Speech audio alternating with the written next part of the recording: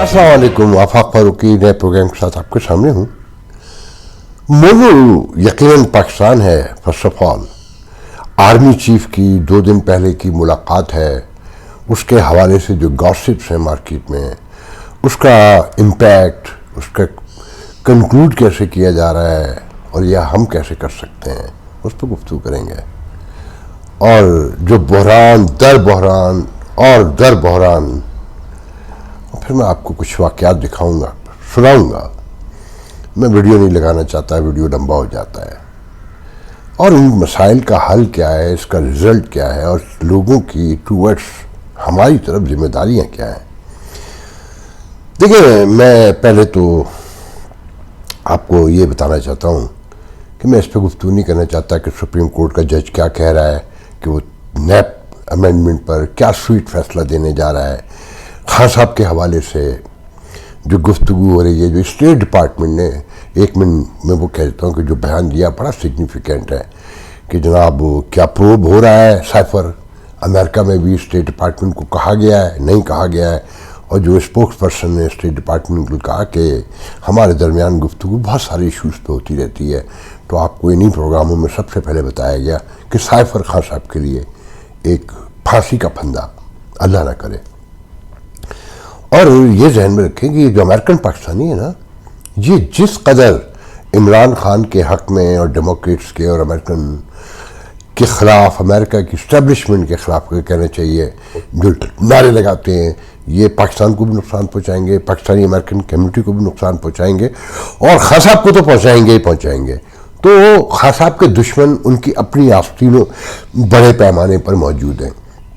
इसका छोटा सा सबूत यह है कि जब वो इमरान खान के लोग नॉर्थ अमेरिका में या अमेरिका में कांग्रेसमैनों से और सेनेटर से और दीगर अफराद से बयानात दिलवाते थे गवर्नमेंट ऑफ पाकिस्तान के इस्टेब्लिशमेंट के ख़िलाफ़, और अपने लॉबिस्ट के थ्रू जो ख़बरें फैलाते थे, तो उसके रिज़ल्ट में वेरी नेक्स्ट डे कहीं ना कहीं अमेरिकन सिस्टम से, स्पेशली वाइट हाउस से, सॉरी स्टेट डिपार्टमेंट से खान साहब के ख़िलाफ़ बयान आ जाता था, और ये साफ बता दिया जाता था, दबे लफ्ज़ों में नहीं, खुलकर, कि हम पाकिस्तान के आइन, पाकिस्तान के कानून, पाकिस्तान के अवाम और कोई भी हुकूमत होगी उसके साथ खड़े हैं। तो पहले तो ये समझ लें कि खान साहब को कहीं से हेल्प आउट नहीं किया जा रहा, और खान साहब ने जिसके साथ ज्यादती की है सबको पता है। वो UAE भी है, वो सऊदी अरब भी है, और वो अमेरिका भी है, और चीन भी उसमें इंक्लूड किया जाता है। तो खान साहब को कोई बड़ा रिलीफ फौरी तौर पे मिलने वाला नहीं है। और ये अदालती निज़ाम, आप देखें, ये बदनसीबी ना इस मुल्क की कि अभी से कहा जा रहा है कि जी ये चीफ जस्टिस जाएगा तो फिर इमरान खान साहब के खिलाफ भी बड़ी कार्रवाइयाँ होंगी, वो नवाज शरीफ की वापसी के इम्कानात बढ़ जाएंगे, उनकी सजाएं माफ जाएंगी। मतलब इंसाफ नहीं होगा। जो फेवरिज्म है या मुखालिफ का जो तस्वुर है वो होगा। मैं उस पर क्या गुफ्तगू करूँ, वो तो सारे टेलीविज़न कर रहे हैं। मेरे नज़दीक ये बहुत बड़ा मसला है कि डॉलर 323 का बताया जा रहा है पर मार्केट में, मगर वो 335 का ही है, 340 का ही है। इंटरबैंक में 307 का है, और इसके रोज़ इम्कानात बढ़ रहे हैं। मेरे नज़दीक ये बहुत बड़ा इशू है कि दुनिया का अनोखा मुल्क है कि बिजली मौजूद है मगर ना आवाम को दे सकते हैं, और जिनकी बिजली है उन्हें पैसा भी दिए जा रहे हैं, वो खर्च भी नहीं कर सकते क्योंकि कहाँ खपाएं, कोई लेने वाला ही नहीं है, और आवाम को भी पूरी नहीं दे सकते कि अखराजात बड़े हैं। ये IPs जो है, ये छोटी छोटी सी ईस्ट इंडिया कंपनियां बनी हुई हैं, और बताया जाता है कि ये लाइट हम लेकर आए थे। जो बताती हैं सियासी पार्टियां या शख्सियात कि ये जो आज पाकिस्तान जितना भी रोशन हम लाए थे, उस रोशनी की कीमत में कि लोग खौफ से मर रहे हैं, खुदकुशियाँ कर रहे हैं, और इकॉनमी ख़त्म हो गई है, तबाह हो गई है, बर्बाद हो गए हैं, मगर वो अपनी जगह मौजूद है, और आज भी इसी को कैश करवाते हैं और बताते हैं कि ये लाइटें हम लेकर आए थे। मगर ये नहीं बताया जाता कि इसकी कीमत क्या पे की जा रही है, और इनका विजन क्या था, कि 2013 में इनका विजन क्या था। क्योंकि इन्हें तो मालूम है कि आम आदमी का कोई जहन ही नहीं है इस मुल्क में, एजुकेशन नहीं है, नॉलेज नहीं है, और हालात भी नहीं है, घुटा हुआ माहौल है। इन सब बातों से पहले میں اپنے انڈین دوستوں کو 1 منٹ میں مخاطب کرنا چاہوں گا. جو میرے کل کے پروگرام پہ ان کے کامنٹس ہیں، وہ کامنٹس اٹسیلف اس بات کا پروف ہے کہ آپ بالکل ہم جیسے ہیں. یہ مودی، یہ اردوگان، یہ ڈونلڈ ٹرمپ، یہ شی اور یہ پیوٹن، یہ نیکسس جو ہے پوری دنیا کو پتہ چل گیا ہے کہ اس کے کیا ارادے تھے، یہ کیا کرنا چاہتے ہیں، اور یہ کتنا بڑا کلٹ بننے جا رہا تھا. اور ان کے سارے لوگ ایک جیسے ہی بیہیو کرتے ہیں، ویسے ہی ریئیکٹ کرتے ہیں. اور میں رام کمار آپ کا بہت شکر گزار ہوں کہ آپ نے کنٹراڈکٹ تو کیا، مگر آپ کی سوفسٹیکیشن، آپ کی ہمبلنس اور آپ کا دا وے یو اسپیک اور the way you write it's really, یعنی کہ اٹس اے ویری ایجوکیٹڈ اور ویری ایلیگینٹ. دیکھیں، اختلاف کا سب کو حق ہے، اس سے کسی کو انکار نہیں ہونا چاہیے کہ یہی بنیادی بیسک ڈیموکریسی ہے کہ freedom of expression, freedom of speech, freedom of media اور تھنگس لائک دیٹ. تو کیونکہ میں رام کمار صاحب کی بھی بات سے مکمل اتفاق نہیں کرتا. سب سے پہلے جن صاحبہ نے یا جن صاحب نے مجھے یہ کہا کہ میں انٹلیکچوئل ڈس آنیسٹی کر رہا ہوں اور مجھے آنیسٹلی کوشش کرنے کی ضرورت ہے انڈیا کو اور منی پور کو انڈرسٹینڈ کرنے کی، اور جو پھپتیاں کرتی ہیں، سب سے پہلے تو میں دانشور نہیں ہوں. میں نے کبھی تصور بھی نہیں کیا آپ میں سے کوئی مانے کوئی نہ مانے. I never thought like that کہ میں کوئی دانشور ہوں. واقعات کو دیکھتا ہوں، سنتا ہوں، تھوڑا سا سوچ لیتا ہوں، اپنے طور پہ کیلکولیٹ کرتا ہوں. کبھی صحیح ہوتے ہیں، کبھی غلط ہوتے ہیں. مشورہ بھی کرتا ہوں لوگوں سے، گفتگو بھی کرتا ہوں، جاننے کی کوشش بھی کرتا ہوں. دیکھیں، کل میں نے مودی کے حوالے سے جتنی بھی گفتگو کی، اس میں میرا منی پور کے حوالے سے اپنا کوئی ذاتی معلومات نہیں تھی.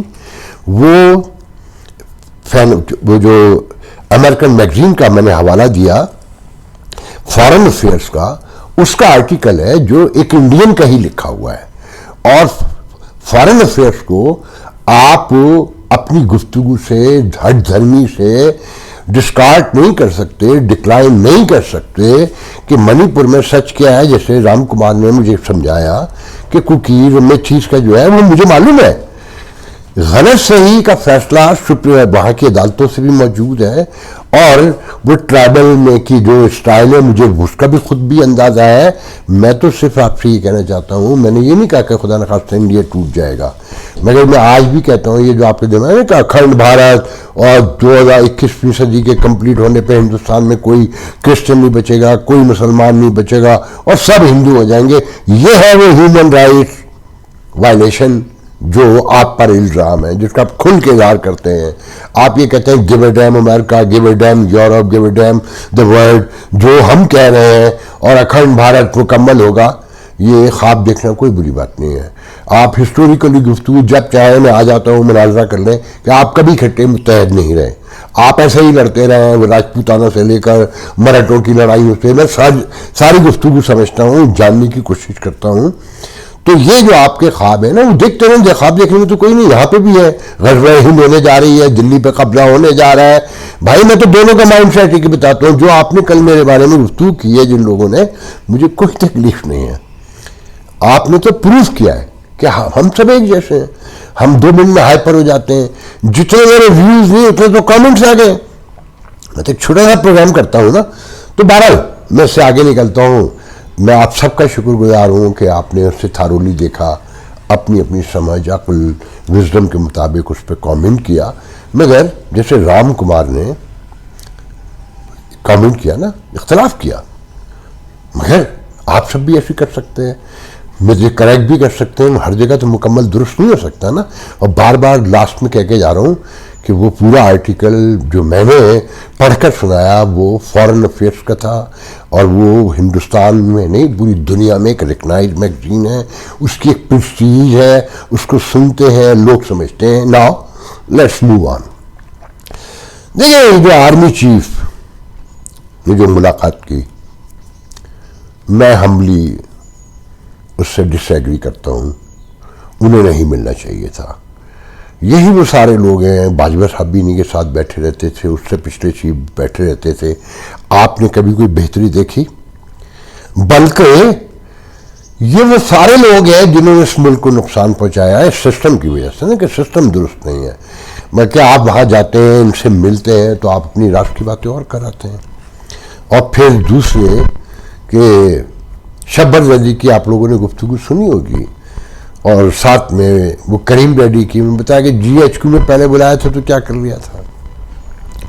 یہ اگر آپ دیکھیں، میں نے کہا ہے کہ پیٹ پھاڑ کے لوگوں سے پیسہ نکالیں، سسٹم کو درست کریں اور چیک اینڈ بیلنس قائم کریں، مگر وہ یہ نہیں ہوگا، اس چھڑی دکھا کے ہی نہیں ہوگا. ایسے نہیں، چھڑی نظر نہیں آنی چاہیے اور چھڑی کا احساس بھی موجود رہنا چاہیے.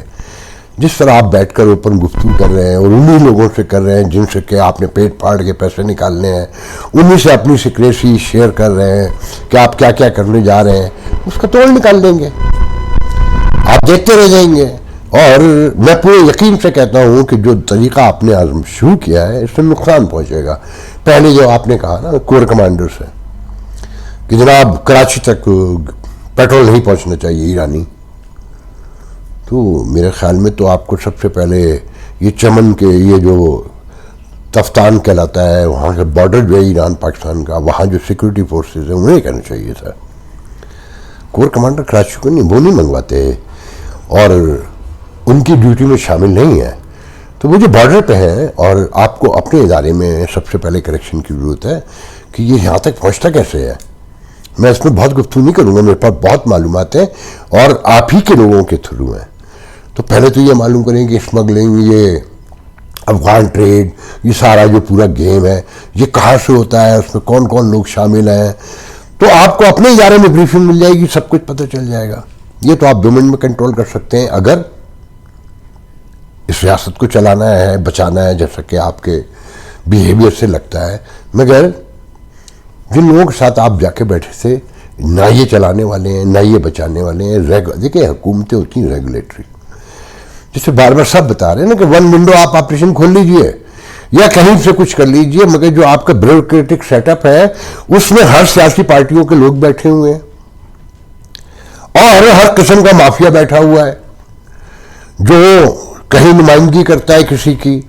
تو وہ کل جب تک نہیں ٹوٹیں گے، وہ مافیا سسٹم بریک نہیں ہوگا اور چیزیں اسموتھ نہیں ہوں گی. دیکھیں میں امریکہ میں رہتا ہوں، بنیادی طور پہ میں یقین سے کہتا ہوں کہ ہر ناجائز کام وہاں پر بھی ہوتا ہے، مگر کسی کا جائز کام لائن میں رکھ کر ونڈو پہ جب وہ پہنچے تو ناکام نہیں ہوتا، وہ انکار نہیں ہوتا. جس کا جائز کام ہے وہ کبھی انکار نہیں ہوتا. ناجائز کے پیسے ہیں وہاں پر بھی ہیں، مگر پکڑے جائیں تو 50 سال کی سزائیں ہوتی ہیں، 60 سال کی سزائیں ہوتی ہیں. انسان ہے، کرمنلٹی تو ہر جگہ موجود ہے، مگر اس کا توڑ بھی ساتھ ساتھ ہے. تو جب تک ادارے درست نہیں ہوں گے، مثال کے طور پہ کل صبح کا میں آپ کو جنرل صاحب آپ کو سنانا چاہتا ہوں کہ ایک ویڈیو دیکھا کہ نگراں چیف منسٹر پنجاب محترم جناب محسن نقوی صاحب ایک ہاسپٹل کے دورے پہ گئے، ان کے ساتھ وزیر صحت ہے اور پورا ایک تام جھام دکھایا، سینکڑوں کیمرے نظر آ رہے ہیں. پتہ چلا کہ اس ہاسپٹل میں کوئی دوائی نہیں دی جا رہی تھی لوگوں کو، سب کو باہر سے دوائیں لانی پڑ رہی تھیں، اور ساتھ میں جو میڈیکل ٹیسٹ ہو رہے تھے ان کے جو باڈی کے وہ بھی سب باہر لیبورٹری سے ہو رہے تھے. اور وہ بیچارے یہ کہتے ہوئے دکھائی دے رہے تھے کہ آپ مجھے دے دیں، میں آپ کو بل واپس دلوا دیتا ہوں. اور جو ایس ایم ایس صاحب تھے جو سرخیاں لگی ہوئی تھیں کہ دوڑیں لگوا دیں اور ان کی کلاس لے لی اور فلانا کر دیا، اور ہیلتھ منسٹر خاموش.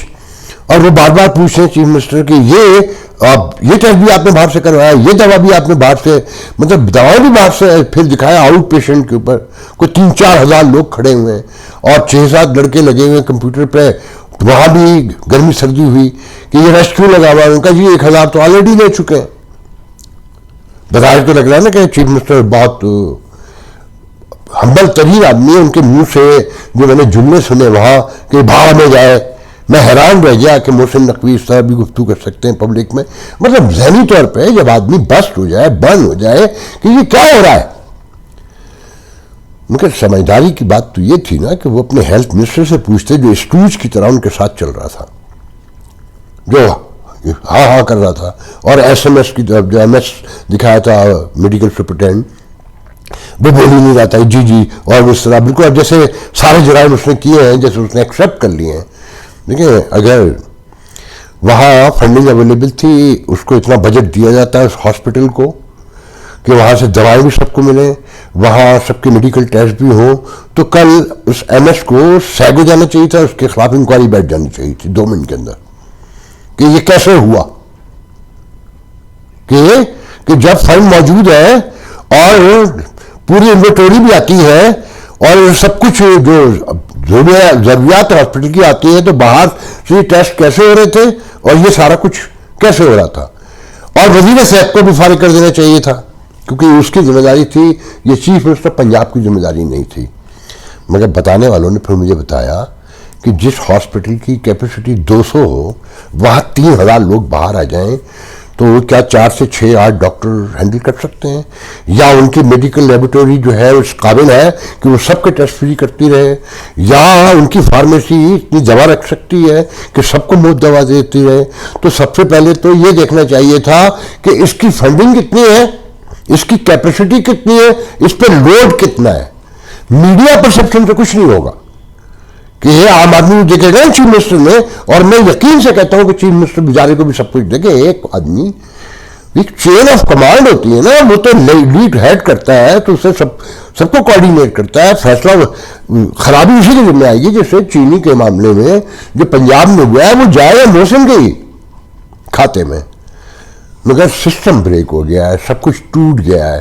عدالتوں سے لے کر اب الزام دے رہے ہیں کہ جی عدالتوں کی وجہ سے یہ صرف چینی کا جو بحران پیدا ہو گیا ہے، مگر سچائی کہیں اور ہے.